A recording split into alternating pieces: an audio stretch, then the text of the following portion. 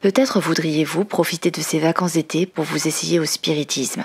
Et puis, on approche aussi de la saison sombre, qui inspire souvent ce type d'activité plus fortement que le reste de l'année.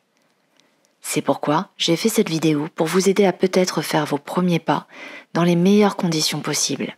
Et si ce n'est pas votre première fois, j'espère vous apporter un petit quelque chose de plus pour vos séances.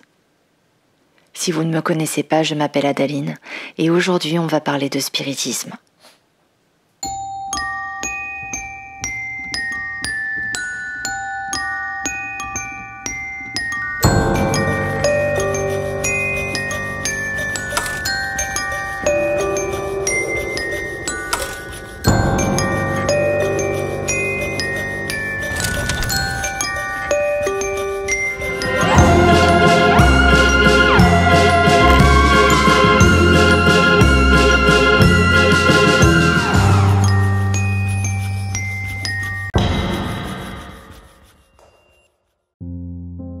Quand on parle de spiritisme, on pense tout de suite aux planches Ouija, mais en réalité, dès le moment où vous communiquez avec les esprits, vous le pratiquez, que ce soit avec un pendule, avec des cartes ou simplement en vous adressant à eux.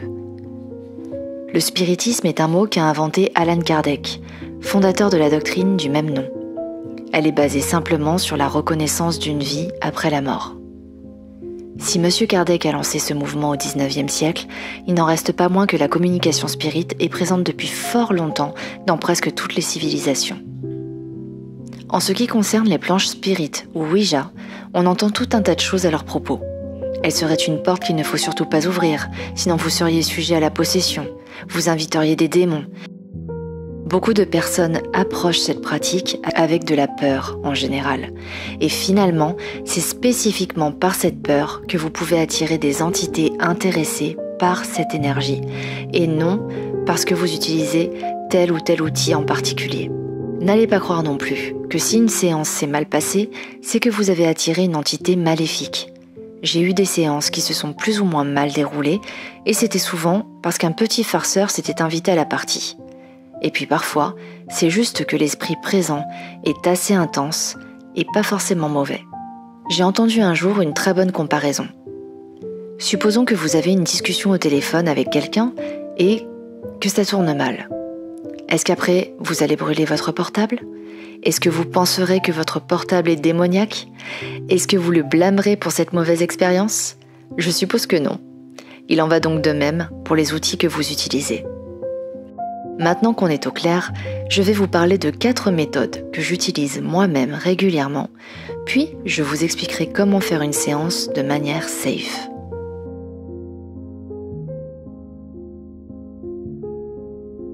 La première, la planche spirit, évidemment. J'adore cet objet, de par son mysticisme et pour sa praticité. Pour l'utiliser, rien de plus simple. On pose les doigts légèrement sur la planchette en forme de goutte, on pose les questions et on attend que l'entité épelle sa réponse.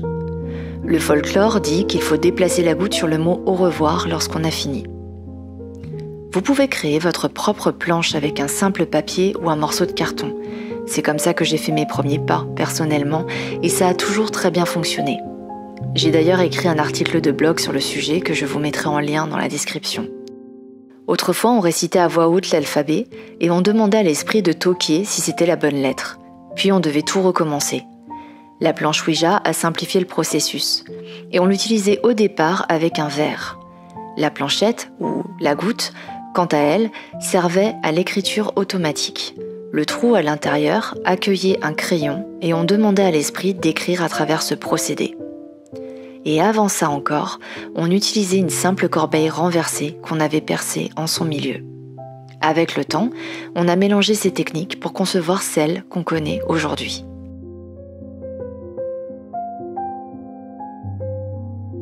Le pendule. Pas vraiment besoin de présenter cet objet, si ce n'est qu'il ne peut répondre qu'à des questions fermées par oui ou par non. On peut envisager un peut-être, éventuellement, si le pendule effectue un mouvement intermédiaire. Certaines personnes disent qu'il faut calibrer cet outil. Je ne l'ai jamais fait personnellement. J'indique juste à voix haute qu'un mouvement circulaire m'indique une réponse positive et qu'un simple va-et-vient me donne une réponse négative. Ça a toujours très bien fonctionné comme ça pour moi. Vous pouvez l'utiliser seul, dans le vide, ou au-dessus d'une planche de radiesthésie pour des réponses plus précises. Il existe aussi des sortes de planches Ouija spécialement conçues pour pouvoir les utiliser avec des pendules. Elles peuvent être simples et n'indiquer que oui, non et peut-être, ou plus sophistiquées comme celle-ci, avec des lettres, des chiffres et des symboles.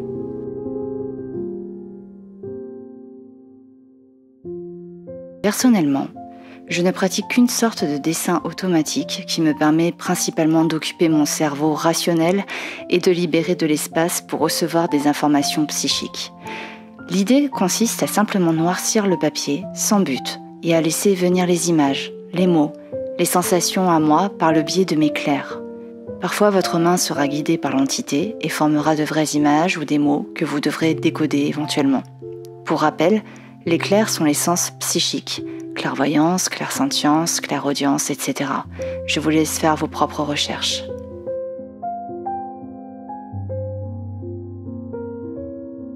Enfin, il y a bien sûr les cartes de tarot et d'oracle qui demandent un minimum d'apprentissage. Les entités pourront se servir des images et significations communes pour vous faire passer un message ou pourront attirer votre attention sur une seule partie de l'image ou sur un mot en particulier pour se faire comprendre. Le plus important quand on fait des séances, quel que soit l'outil utilisé, c'est de rester respectueux. Il s'agit de se conduire de la même manière qu'on le ferait avec des vivants en société. Si vous êtes du genre à mal vous comporter, vous aurez probablement une réponse proportionnelle et ça, ce sera à vous de le gérer. Évitez aussi la consommation d'alcool ou de substances et passez votre chemin si vous êtes fatigué, tendu ou en deuil. Pour faire une séance de qualité, vous devez être en pleine possession de vos moyens et avoir un esprit clair.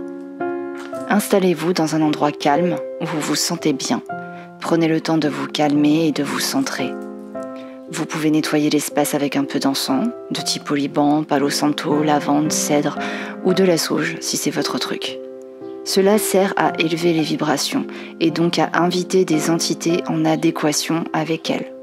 Vous pouvez porter des amulettes, des pierres, des huiles ou des eaux spéciales pour votre protection aussi. Démarrez chaque session en statuant à qui vous voulez parler. N'invitez jamais n'importe qui à communiquer avec vous. Vous ne le feriez pas dans la rue. Ne le faites pas non plus durant vos séances. C'est du bon sens. Définissez des limites, ce que vous acceptez, ce que vous n'acceptez pas. Indiquez à voix haute quand ça commence et quand ça se termine. On dit qu'on ouvre et qu'on ferme la séance. Vous pouvez aussi, et je vous y encourage, enregistrer ou prendre des notes. Quand j'enregistre, je préfère prévenir l'entité par respect. Je lui explique à quelle fin je le fais, et c'est souvent juste pour mes archives. Avec un peu de chance, vous pourriez aussi capter quelques phénomènes de voix électronique, plus communément appelés des PVE. Durant la communication, restez tranquille, posez des questions claires, répétez-les ou reformulez-les si nécessaire, et laissez le temps à l'entité de répondre. Soyez patient. Une fois que votre séance est terminée, remerciez l'entité pour son temps, puis dites au revoir. Vous pouvez de nouveau faire brûler un peu d'encens à ce moment-là si vous le souhaitez. Si pendant votre session, vous vous sentez mal à l'aise, que quelque chose ne vous semble pas correct, redéfinissez les limites posées au début. Cela arrive parfois, même si on a fait les choses correctement. De mon expérience, ce sont juste des entités pas bien méchantes qui ont simplement vu de la lumière et veulent s'amuser. Ne cédez pas à la peur, encore moins à la panique. Et si les choses vous dépassent, clôturez la séance avec fermeté. Nettoyez bien votre environnement et mettez dehors, verbalement, les éventuels intrus. Rassurez-vous, en général, ça fait le job. Notez aussi que parfois, au lieu de l'esprit que vous appelez, c'est un autre qui va se présenter. Ce n'est pas rare et il ne faut pas croire que c'est forcément une mauvaise entité. Si vous appelez votre grand-père et qu'il n'est pas disponible au moment de votre séance, il est probable que ce soit votre grand-oncle qui vienne à sa place. Ne vous affolez donc pas. Posez des questions pour vérifier l'identité de votre interlocuteur et poursuivez. La communication spirit se fait en général spontanément, par des voix subtiles, et le fait d'utiliser des outils comme les planches, le pendule ou même l'écriture automatique leur demande de déployer d'autres forces. Il faut comprendre que ça demande énormément d'énergie aux entités de bouger physiquement quelque chose. Elles doivent s'appuyer sur les énergies présentes dans la pièce pour le faire. Se rassembler aussi, en quelque sorte, pour pouvoir concentrer leur énergie en un point précis pour faire bouger un objet. D'ailleurs, combien de fois avez-vous eu des phénomènes dans la matière ? Très peu ou même jamais. Ce n'est pas un exercice facile. Dans un de mes épisodes de podcast, j'évoquais une expérience qui m'est arrivée à l'ITA, où une entité est entrée 3 fois dans la matière en l'espace de 10 minutes. Et lorsque nous avons voulu communiquer avec la planche spirit, après un seul et dernier mouvement, elle n'en pouvait plus et avait sans doute épuisé ses réserves. On n'a pu communiquer de nouveau que le lendemain. Dans ce cas, comment ça marche ?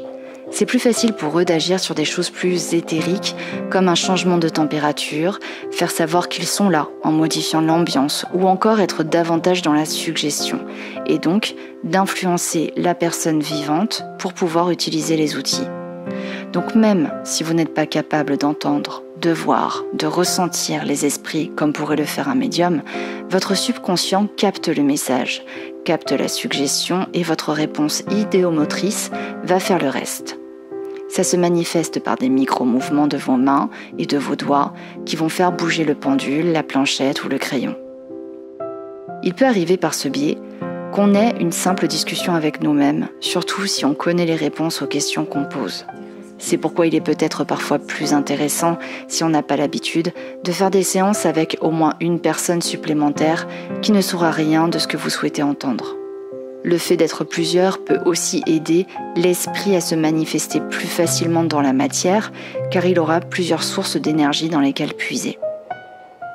Nous avons donc vu comment faire une séance avec des outils différents et comment le faire de manière sécure. Cela étant, si vous avez peur d'une manière ou d'une autre et que vous n'êtes pas sûr de vous, je vous conseille de remettre ça à plus tard ou de simplement ne pas le faire. C'est vous qui allez conditionner la manière dont la séance va se dérouler et si vous n'êtes pas dans de bonnes dispositions, cette expérience pourrait être désagréable. Sinon, je vous souhaite d'excellentes séances. Ça peut être une pratique absolument merveilleuse et enrichissante. C'est comme ça que je le vis personnellement. J'espère que cette vidéo vous a plu et que vous en aurez tiré suffisamment pour vous lancer. C'est l'une de mes pratiques favorites et je voulais partager ça avec vous. Merci pour votre soutien. À bientôt et en attendant, soyez sages.